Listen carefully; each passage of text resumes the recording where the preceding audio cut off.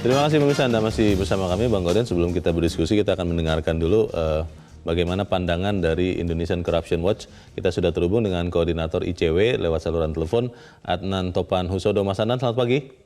Selamat pagi, Mas. Ya, Mas Adnan, ada ide untuk memberantas korupsi dengan memanggil koruptor, meminta mereka bertobat, mengembalikan harta yang dikorupsi, dan menyisihkan sebagian, sekian persen, untuk pensiun mereka. Pertanyaan pertama saya, apakah cara seperti ini bisa berhasil atau tidak? Pertama tentu kita harus lihat bahwa perbuatan korupsi itu kan perbuatan di dalam ruang remang-remang ya, di mana pelakunya sejak awal berniat untuk menyembunyikan perbuatannya. Ya. Dan sehingga kalau kemudian mereka diminta untuk mengaku, ya nggak ada yang mengaku.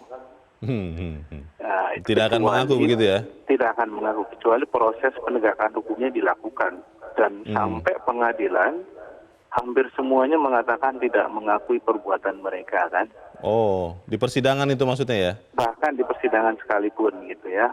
Tapi kemudian bukti-bukti menunjukkan kalau perbuatan itu dilakukan. Sehingga hakim bisa memutuskan apakah si A, si B, si C itu memang terbukti bersalah melakukan korupsi atau tidak. Jadi kalau strategi atau pendekatan yang ditawarkan oleh calon presiden seperti itu, ya itu akan menjadi bahan tertawaan sebenarnya bagi kelompok yang selama ini memang concern pada isu pemberantasan korupsi. Karena tidak ada praktek semacam itu di manapun begitu, dan berhasil dilakukan. Di negara lain tidak ada begitu ya? Tidak ada, tidak ada. Mungkin ide itu muncul karena gemas atau geram melihat penanganan korupsi yang sekarang terjadi. Konon katanya hukuman bagi para koruptor masih relatif ringan, tidak membuat juga efek jera, sehingga jangan-jangan kalau diberikan sikap yang baik, yang lunak, itu akan membuat koruptor itu bertobat begitu, Mas Adnan. Ya, pada dasarnya pelaku korupsi itu orang baik. Oh. Sebagai manusia, sebagai individu, mereka nice gitu ya. Mereka nggak seperti pelaku kejahatan di jalanan. Yang punya tato, yang kemudian beringasan, ya, yang berarti perilakunya tidak terkendali gitu. Oh, terlihatnya baik ya, terlihatnya saja ya. Mereka terlihat baik, pakai jas, berdasi, ya. Dari sisi kelas sosial juga adalah mereka di antara menengah ke atas. Mereka well educated, dan itu menunjukkan bahwa mereka adalah orang yang punya kesan baik di mata banyak orang.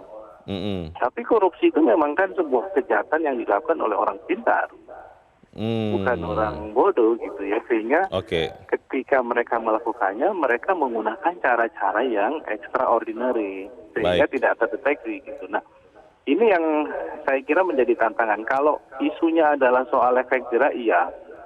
Kalau banyak orang frustasi dengan strategi pemberantasan korupsi yang hari ini kita lihat, iya. Hampir semuanya mengatakan demikian. Nah, pertanyaannya kenapa efek jera tidak muncul gitu? Iya.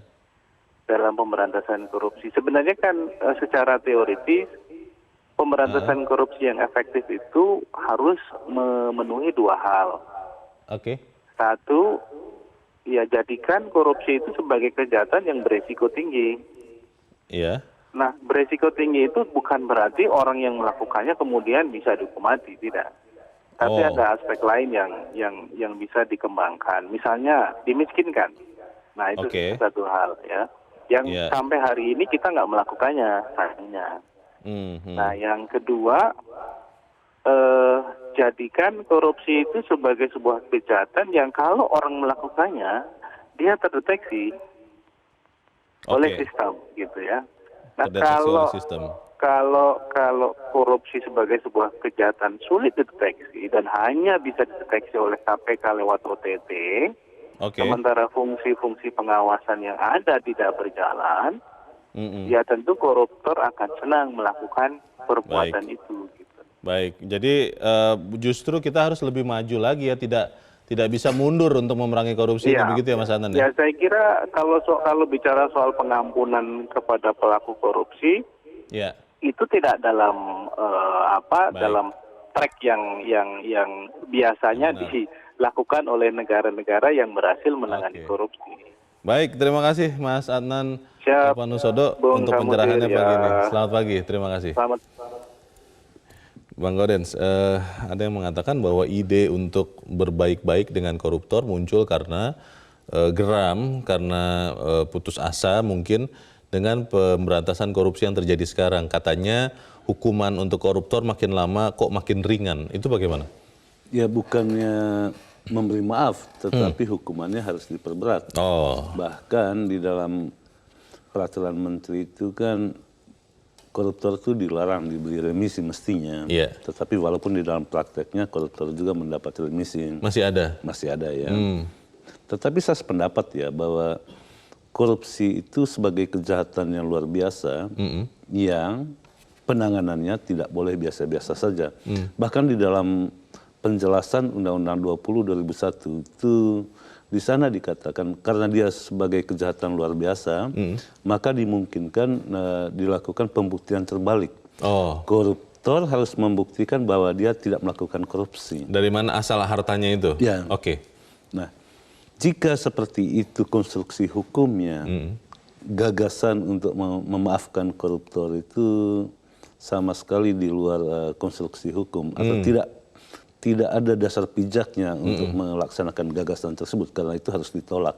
Kalau melihat apa yang terjadi sekarang sebetulnya Bang Gaudens, itu kan juga menjadi suatu keprihatinan ketika kemudian seperti tadi kata Bung Adnan, korupsi itu masih bisa terjadi dan hanya bisa berhenti seakan-akan hanya bisa terhenti oleh hanya operasi tangkap tangan KPK. Jadi fungsi pengawasan di sekian lembaga di banyak lini itu tidak bekerja dengan baik. Lalu setelah diproses pun di ujungnya pas penghukuman di pengadilan itu ringan juga. Jadi tidak ada yang jera untuk melakukan korupsi. Itu bagaimana Bang? Ya itu kalau dilihat dari statistik tidak tepat juga.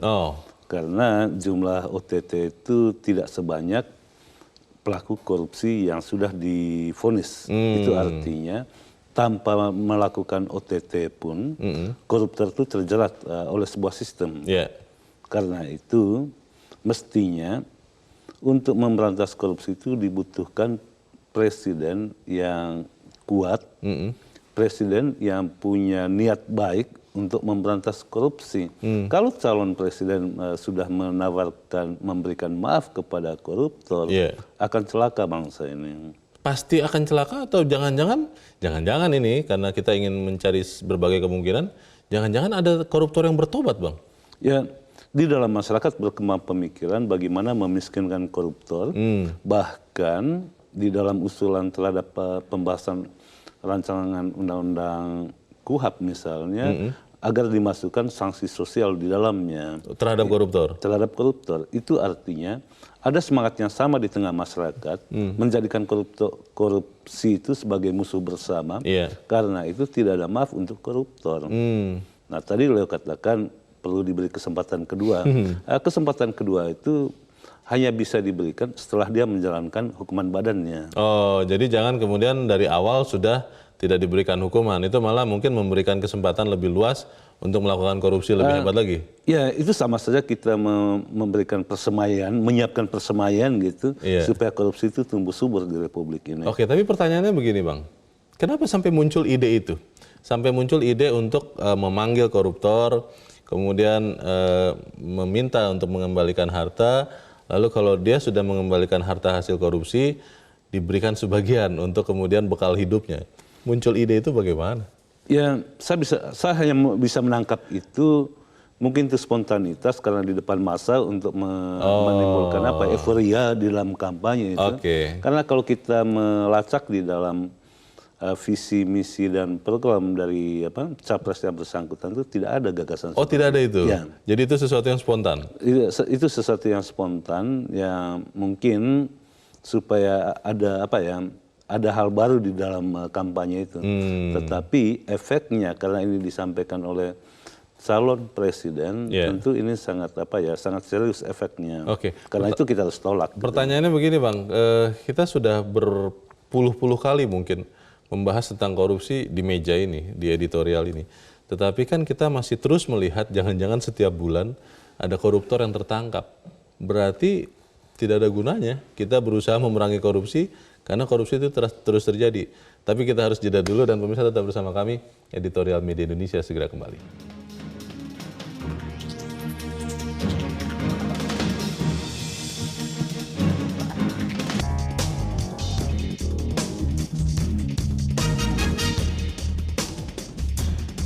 Terima kasih pemirsa, Anda masih bersama kami, Bang Gauden. Sebelum kita berdiskusi lagi, kita akan coba mendengarkan pendapat pemirsa Metro TV terkait apakah memang berbaik-baik dengan koruptor itu adalah semacam langkah mundur memerangi korupsi. Kita sudah terhubung dengan Pak Edward di Bengkulu. Pak Edward, selamat pagi Pak. Halo Pak Edward, selamat pagi. Selamat pagi Media Indonesia. Selamat pagi. Selamat pagi Bung Gauden, sudah mengenal. Ya, selamat pagi. Silakan Pak Edward. Sudah berat sekali membahas masalah korupsi di media Indonesia. Ya. Yang penting yang saya ingin jelaskan bahwa seperti yang disampaikan Bang Gauden, efek deteren aja nggak ada sampai sekarang, walaupun sudah diberi sanksi yang berat. Karena tidak semua pejabat negara, baik di eksekutif, legislatif, yudikatif itu sepakat punya komitmen untuk memberantas korupsi. Yang digambarkan Bung Gauden, tuntutannya rendah, nanti diputuskan lebih rendah, diberi pengampunan, di ujungnya sekali di penjara diberi fasilitas mewah. Setelah itu yang rencananya undang-undang tentang pembuktian terbalik itu nggak pernah dilaksanakan. Apalagi sekarang, apa yang disampaikan oleh Prabowo itu cuma cara, bukan kata Bung Gauden tadi spontanitas, bukan. Karena sekarang kan masyarakat resah, ASN, pejabat-pejabat itu resah dengan sistem pemberantasan korupsi yang betul-betul sekarang sudah agak efektif, walaupun pengawasan intern nggak jalan. Tapi KPK dengan sadapan, dengan teknik-tekniknya itu bisa menangkap orang dengan STT itu kan memprihatin. Nah ini untuk menghimpun suara ini diberi kesempatan. Saya sesalkan kalau sampai yang begini jadi pemimpin, hancur negara ini, betul-betul hancur. Itu maksudnya jadi hanya trik untuk mendulang suara begitu Pak Edward? Untuk mendulang suara aja. Jadi yang koruptor-koruptor pejabat-pejabat. Dan memang resah di lingkungan ASN, di pegawai negeri itu sekarang, ngurus KTP nggak bayar, ngurus SIUP nggak bayar, ngurus PDP nggak bayar. Mereka nggak ada rezeki, nggak bisa pungli. Nah ini kesempatan yang akan dibuat untuk menghimpun suara-suara inilah yang dilakukan oleh Paslon 02. Kita sesalkan. Antara pembicaraan dia bahwa akan membuat pemerintah yang bersih, anti korupsi, dengan kenyataan yang disampaikan statement yang disampaikan dasar kampanye itu beda. Ini hati-hati terhadap bangsa Indonesia, jangan sampai bangsa ini terpuruk karena korupsi merupakan dianggap kita sudah sepakat bahwa extraordinary crime, kejahatan yang luar biasa. Harus diberantas dengan tindakan yang luar biasa juga, bukan dengan tindakan-tindakan biasa. Baik, terima kasih Pak Edward di Bengkulu. Selamat pagi Pak. Di belakang Pak Edward ada Pak Bambang Saptono di Surakarta, Jawa Tengah. Pak Bambang, selamat pagi Pak. Ya, selamat pagi Metro TV, selamat pagi Indonesia. Selamat pagi Pak, silakan Pak Bambang. Menurut Anda seperti apa Pak? Baik, korupsi merupakan kejahatan luar biasa biadabnya. Oleh karenanya bahwa korupsi ini menjadi musuh bersama negara-negara di dunia termasuk Indonesia. Jokowi saat ini mendapat warisan atau peninggalan besar terkait dengan masalah korupsi maupun masalah bangsa dan negara. Sejak era Orde Baru, kemudian era reformasi dari presiden-presiden sebelumnya. Akan tetapi Jokowi dalam waktu 4 tahun telah mampu meningkatkan indeks persepsi korupsi. Ini artinya apa? Permasalahan korupsi dibanding dengan negara-negara lain, Indonesia ini relatif lebih baik. Kemudian begini, saya sangat menyaksikan kaitannya dengan tawaran pemberantasan korupsi oleh Prabowo Subianto. Kenapa Pak? Karena apa? Dia justru akan bermanis-manis dengan para koruptor. Dengan bagi hasil uang korupsi. Kemudian akan memberikan jaminan hari tua para koruptor. Ini nggak masuk akal. Dengan ancaman hukuman besar saja mereka artinya memang justru menghindar dan istilahnya susah untuk kita tangkap. Apalagi mereka untuk ditawarkan seperti itu. Jaminan hari tua begitu ya Pak Bambang ya menurut Anda ya Pak ya?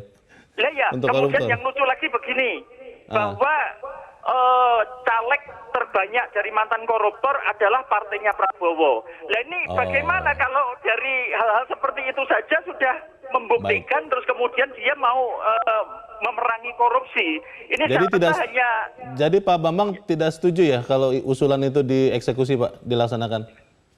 Oh itu tidak akan mampu untuk memerangi korupsi. Tapi saya yakin gini, Pak Jokowi ini sebenarnya memiliki konsep itu kaitannya dengan pemberantasan korupsi. Akan tetapi momentumnya tidak untuk periode awal ini atau periode pertama. Saya yakin untuk periode yang kedua nanti korupsi benar-benar diperangi secara maksimal. Terima kasih. Baik, terima kasih Pak Bambang Saptono di Surakarta, Jawa Tengah. Selamat pagi Pak.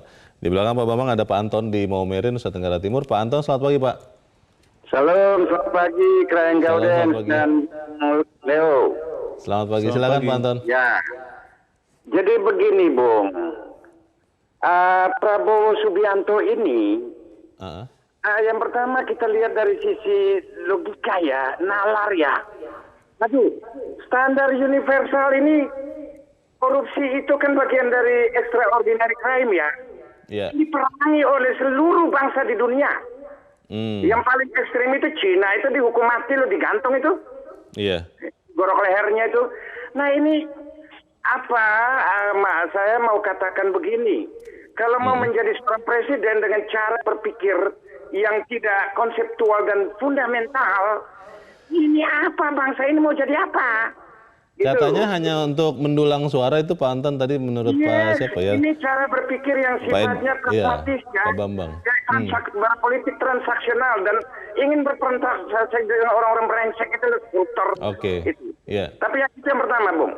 Saya mau katakan yang kedua, ini apa? Saya mau katakan dari sisi kesehatan mental seseorang ya. Iya.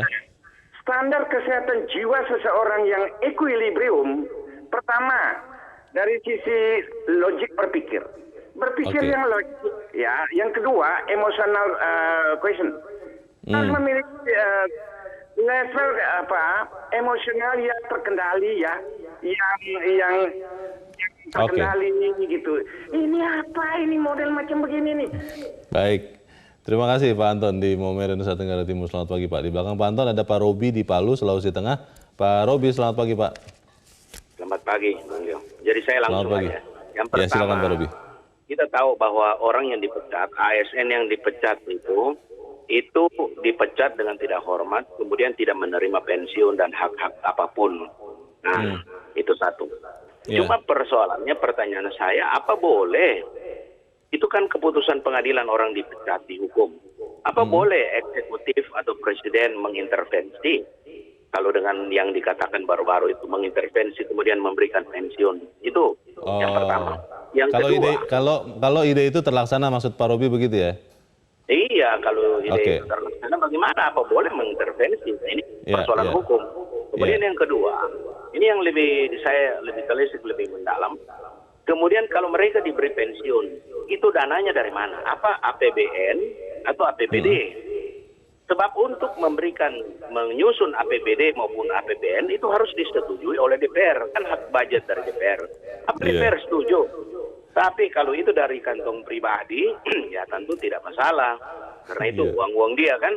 Tapi kalau dari APBN, APBD, apa DPR setuju? Ini kan tak gampang-gampang kalau ambil uang rakyat itu. Saya kira itu mungkin analisis saya. Terima kasih, selamat pagi. Baik, terima kasih Pak Robi di Palu, Sulawesi Tengah. Selamat pagi Pak. Para pemirsa semuanya ini tidak setuju dengan ide untuk berbaik-baik dengan koruptor. Tetapi yang menarik adalah ada tadi analisa tentang bagaimana sebetulnya ide ini dilontarkan karena ingin mendulang suara, katanya begitu. Apa betul begitu Bang? Ya, kalau dilihat dari yang tersurat visi misi itu kan tidak ada gagasan seperti ini. Karena itu untuk bisa memahami makna di balik ucapan itu tidak ada perkiraan lain ini untuk mendulang suara. Jumlah koruptor juga banyak gitu dengan sanak keluarganya yang punya hak pilih tentunya. Dan kekuatan uangnya juga masih ada kalau tidak disita. Tetapi saya berharap tidak ke sana tujuannya, hanya benar-benar gagasan spontan yang tegas dikatakan itu ditolak oleh rakyat gitu. Itu yang pertama.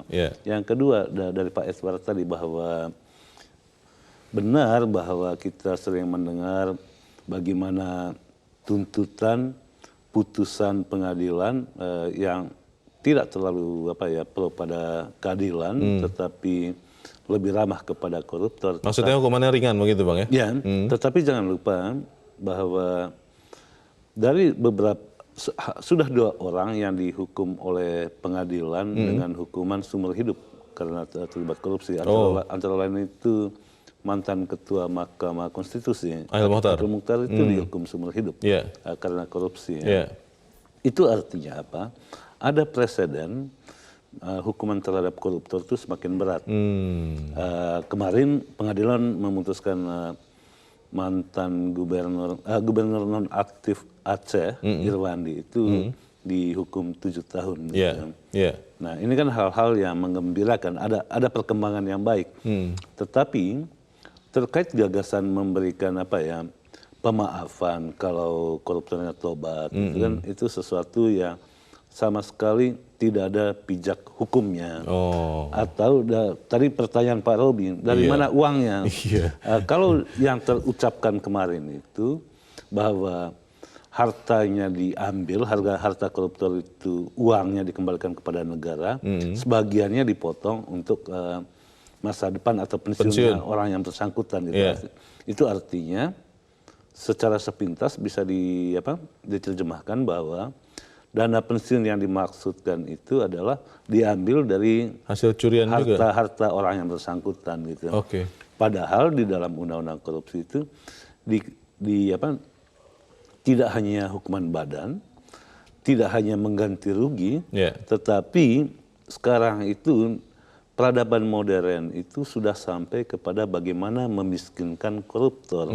Nah, tadi saya sependapat dengan Pak Anton dari Maumere bahwa dalam peradaban modern itu semua negara di muka bumi ini, semua orang yang beradab menganggap korupsi itu sebagai musuh karena itu harus dilawan bersama-sama.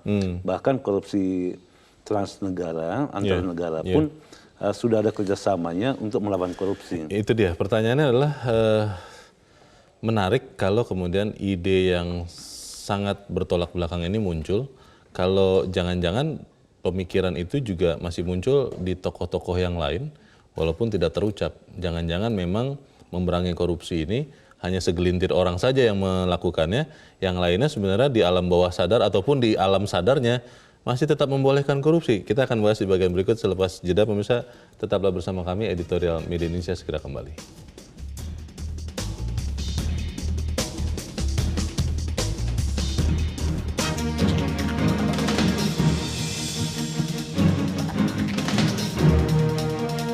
Terima kasih pemirsa, Anda masih bersama kami. Kita di bagian akhir dari diskusi kita. Kalau kembali lagi ke pertanyaan saya sebelum jeda tadi, Bang Gaudens, apakah jangan-jangan memang yang ingin memberantas korupsi itu hanya beberapa pemimpin saja, katakanlah seorang Joko Widodo misalnya atau pimpinan KPK, tapi sementara di tokoh-tokoh yang lain ternyata jangan-jangan hanya sekedar omongan saja, tidak dilaksanakan? Ya, ketika KPK dibentuk, ketika Undang-Undang Tindak Pidana Korupsi itu dilahirkan, itu sebagai konsensus nasional, kesepakatan bersama untuk melawan korupsi. Bersama-sama ya? Bersama-sama.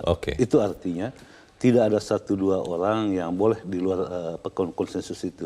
Tetapi yang mau saya katakan begini, Leo, mestinya kita dengan akal pikir tegak lurus, atau jangan logika jungkir balik di dalam memahami korupsi sebagai kejahatan luar biasa. Karena korupsi itu sebagai kejahatan luar biasa, tentu dibutuhkan cara-cara yang tidak biasa saja. Yang luar biasa juga. Yang luar biasa juga untuk menyelesaikannya. Nah, tawaran memaafkan koruptor atau bersahabat dengan mereka yang mengembalikan uang hasil korupsinya tanpa disertai dengan hukuman badan yang menjadi fokus dari Undang-Undang 31 tahun 99 yang diperbarui menjadi Undang-Undang 20 2001, itu artinya tawaran itu harus ditolak. Ditolak ya? Harus ditolak. Jangan sampai tawaran seperti itu bisa direalisasikan. Nah, bagaimana kita ke depannya? Itu yang paling penting. Bagaimana ke depannya? Kedepannya mestinya korupsi itu tetap dijadikan sebagai kejahatan luar biasa. Seluruh anak bangsa ini harus bersatu padu untuk melawannya. Dan yang paling penting itu pemimpin utamanya, pemimpin besarnya atau presiden, mulai dari dirinya, mulai dari lingkungan istana, dari sanak keluarganya, dari pendukungnya, dan para pendukungnya tidak bersentuhan dengan korupsi. Bahkan Presiden mestinya harus berani mendeklar bahwa kalaupun sanak keluarganya melakukan korupsi akan dihukum seberat-beratnya. Itu yang dibutuhkan rakyat sekarang ini dari mereka yang berkontestasi, bukan menawarkan gagasan-gagasan yang menurut rakyat itu tidak tepat di dalam kerangka melihat korupsi sebagai kejahatan yang luar biasa. Atau dengan kata lain tadi, mestinya jangan sesat pikir, tetapi pikir itu tetap tegak lurus di dalam akal sehat gitu. Kalau kita mendengar tadi beberapa penelpon, mereka masih lurus, tegak lurus melawan korupsi, berarti kelihatannya rakyat juga masih akan tetap jernih melihat masalah korupsi ini, Bang. Saya sangat yakin rakyat itu melihat korupsi sebagai kejahatan luar biasa. Karena apa? Karena rakyat sendirilah yang menjadi korban dari korupsi. Dana-dana yang mestinya diperuntukkan bagi kemakmuran rakyat di korupsi, diambil oleh mereka yang tidak punya tanggung jawab. Baik, kita percayakan ini kepada rakyat kita yang memang cerdas untuk melawan korupsi, Bang. Cerdas memilih tentunya ya. Cerdas memilih juga. Terima kasih sudah di sini, Bang Godin. Selamat pagi. Pagi loh. Pemirsa, bangsa ini tidak menginginkan pemimpin dengan dua wajah, yang di satu sisi kerap menyebut korupsi sudah stadium 4, tapi di sisi lain bermurah hati kepada pelaku korupsi. Korupsi adalah salah satu ancaman paling mematikan bagi kelangsungan hidup bangsa kita. Siapapun, apalagi mereka yang bernafsu menjadi pemimpin negara, pantang memberikan toleransi terhadap korupsi. Saya Leonard Samosir, terima kasih Anda sudah menyaksikan. Selamat pagi.